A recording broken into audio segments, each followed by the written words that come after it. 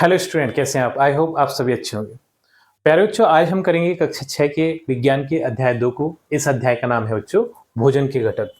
तो इससे पहले वाली वीडियो में हम इस अध्याय को अच्छे से समझ चुके हैं।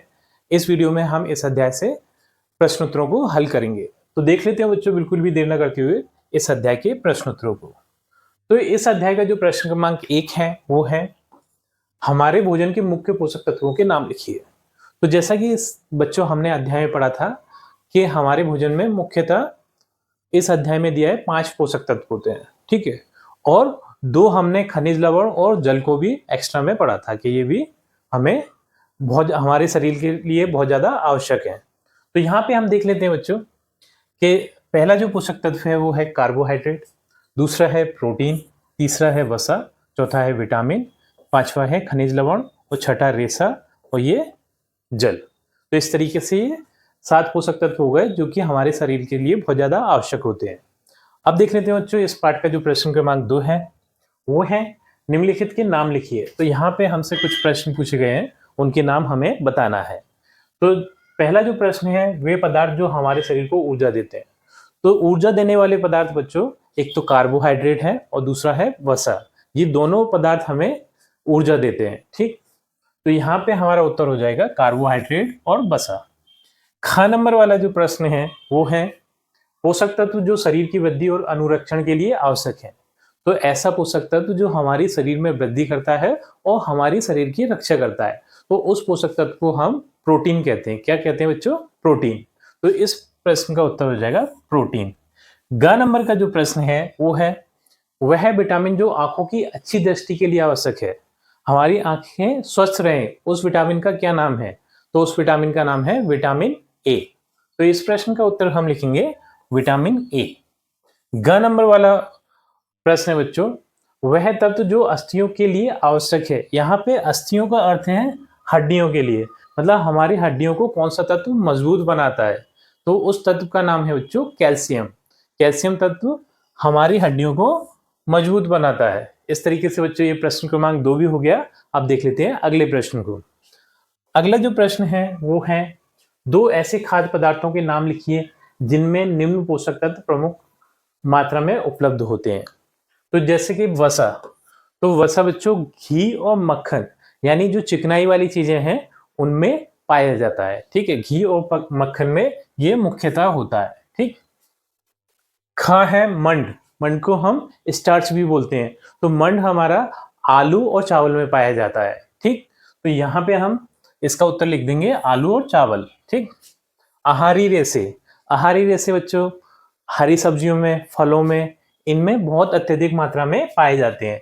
तो फल और हरी सब्जियां ये हमारे उत्तर के रूप में आ जाएंगे। अगला ग नंबर वाला है प्रोटीन। तो प्रोटीन हमारा दूध में, दालों में, अंडों में पाया जाता है। तो इसका उत्तर हम लिखेंगे दूध और दालें। इस तरीके से ये प्रश्न क्रमांक 3 का उत्तर भी हमने कर लिया। अब चलते हैं अगले प्रश्न की ओर। अगला जो प्रश्न है वो है, इनमें से सही कथन का सही अंकित कीजिए। मतलब ये सही गलत वाले प्रश्न है, सत्य असत्य वाले प्रश्न है। तो देख लेते हैं कौन से प्रश्न कौन से कथन सत्य हैं, कौन से असत्य हैं। तो जो क नंबर वाला कथन है वो है, केवल चावल खाने से हम अपने शरीर की पोषण आवश्यकताओं की पूर्ति कर सकते हैं। नहीं, ऐसा बिल्कुल नहीं है। हमें पोषक तत्वों की पूर्ति करने के लिए बहुत सारे अलग अलग भिन्न भिन्न प्रकार के खाद्य पदार्थ खाने पड़ेंगे। केवल चावल खाने से हमारे शरीर की पोषक तत्वों की कमी पूरी नहीं होगी। तो ये असत्य है बच्चों। तो यहाँ पे हम असत्य का निशान लगा देंगे। ख है, संतुलित आहार खाकर अभावजन्य रोगों की रोकथाम की जा सकती है।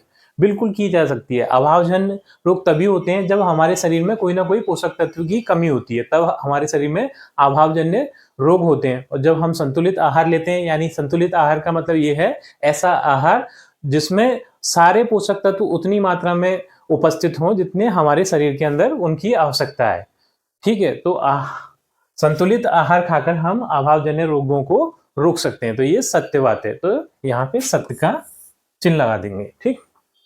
अगला है ग नंबर वाला, ये है, शरीर के लिए संतुलित आहार में नाना प्रकार के खाद्य पदार्थ होने चाहिए। बिल्कुल होने चाहिए। हम अलग अलग प्रकार के खाद्य पदार्थों से ही संतुलित आहार प्राप्त कर सकते हैं। किसी में कार्बोहाइड्रेट है, किसी में प्रोटीन है, किसी में वसा है, ठीक है। इस तरीके से किसी में विटामिन है, तो अलग अलग प्रकार के भोज्य पदार्थों से हम संतुलित आहार प्राप्त कर सकते हैं। तो ये भी सत्य है। अगला है ग नंबर वाला, ये है शरीर के सभी पोषक तत्व उपलब्ध कराने के लिए केवल मांस पर्याप्त है। तो ये बच्चों असत्य है, केवल मांस पे हम जिंदा नहीं रह सकते। ठीक, तो ये असत्य हो जाएगा। अगला है प्रश्न क्रमांक 5, ये है रिक्त स्थानों की पूर्ति कीजिए। तो यहाँ पे हमें रिक्त स्थान दिए हैं, जैसे का रिक्त स्थान विटामिन डी के अभाव से होता है। तो कौन सा रोग विटामिन डी के अभाव से होता है? तो उसका उत्तर हो जाएगा रिकेट्स। ठीक है, रिकेट्स। अगला है ख रिक्त स्थान की कमी से बेरी नामक रोग होता है। तो ये बेरी नामक रोग किससे होता है? विटामिन बी की कमी से। ठीक। ग है विटामिन सी के अभाव से डैश नामक रोग हो जाता है। तो विटामिन सी के अभाव से हमें स्कर्वी नामक रोग हो जाता है। ग है हमारे भोजन में डैश के अभाव से रक्तहीनी हो जाती है। ठीक है, तो रक्तहीनता कौन से किससे होती है? लौह तत्व से। ठीक है, यानी आयरन की कमी से हो जाती है।